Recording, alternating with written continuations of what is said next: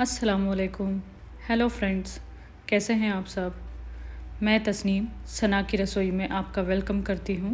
आज हम बनाएंगे ऑथेंटिक तरीके से होममेड श्रीखंड।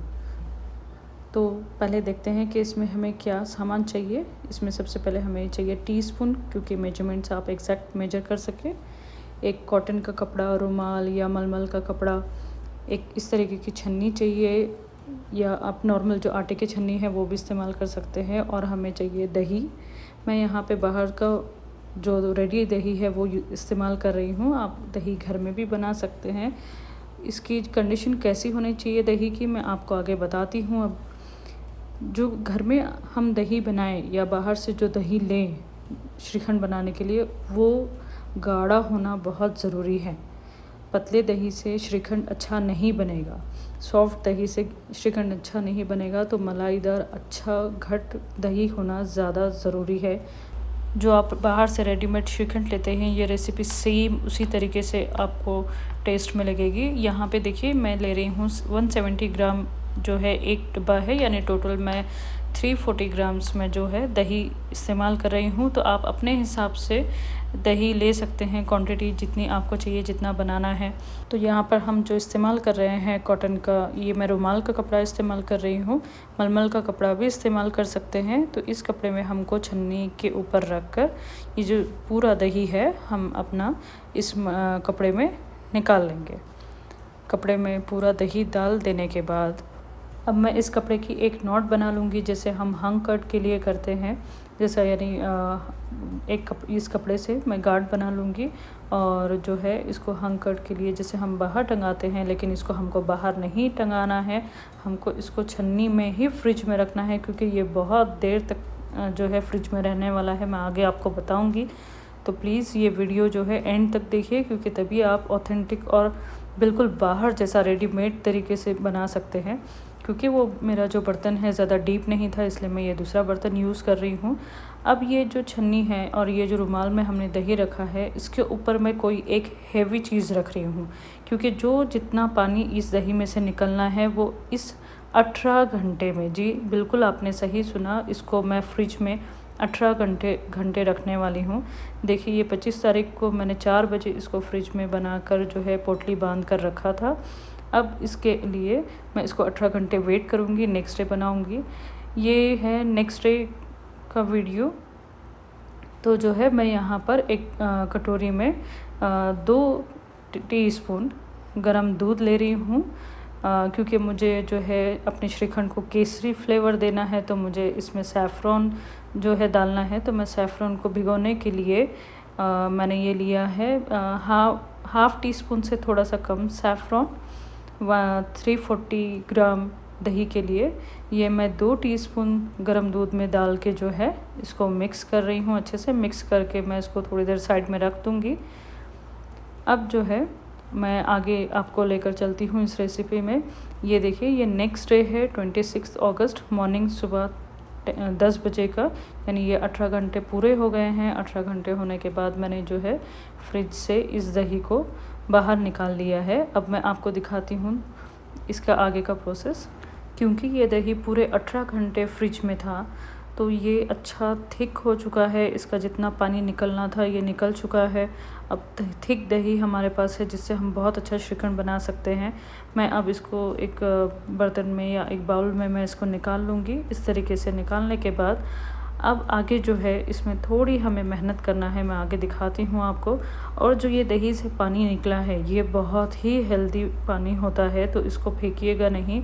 आप इसको कोई चीज़ बनाने में यूज़ करें। मैं अपने बच्चों को शक्कर डालकर इसमें मिक्स करके ऐसे ही पीने के लिए दे देती हूँ। अच्छा, तो जो हमारा थिक दही अब हमारे पास रेडी हुआ है। अब हमको इसको ये करना है कि या तो अपने हाथों से या फोक की मदद से या बबल विस्कर की मदद से इसको इतना हमको फेंटना है कि इसमें से जो है फ़ैट निकल आए, यानी इसकी चिकनाहट निकल आए बाहर।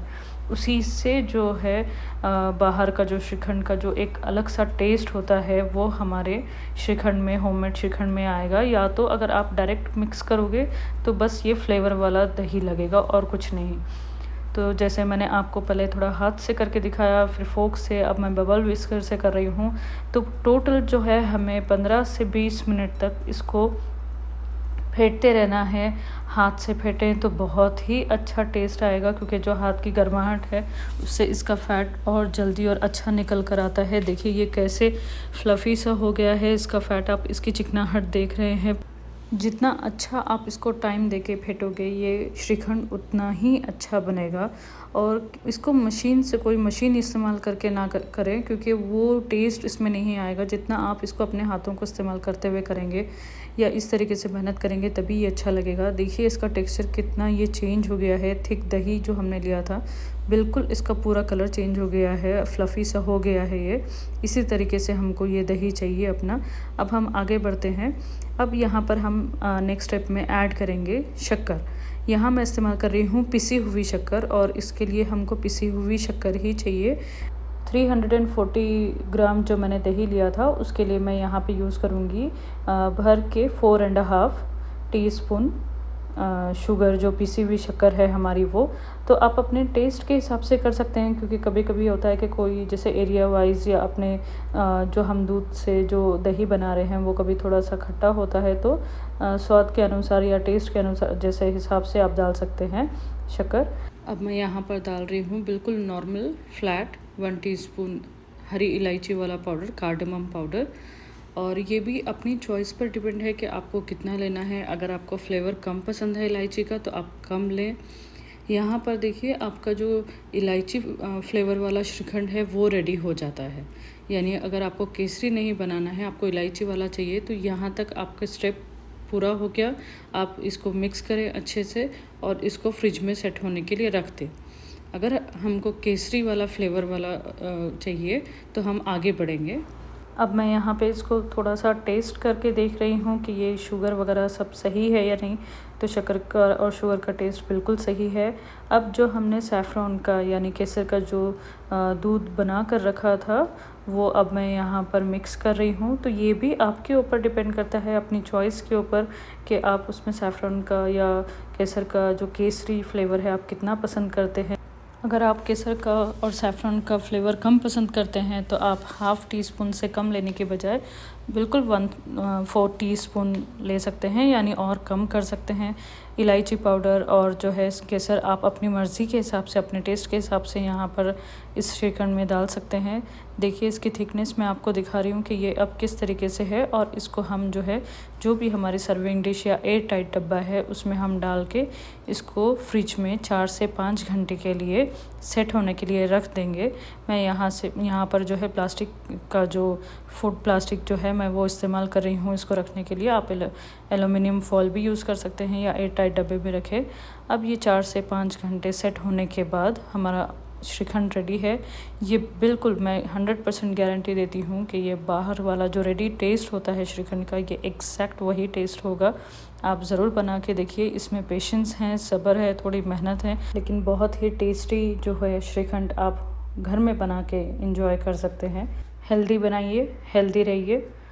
और अगर हमारी रेसिपी पसंद आ रही है तो ज़रूर लाइक करें, कमेंट करें और रेसिपी को शेयर ज़रूर करें। तब तक के लिए अस्सलाम वालेकुम।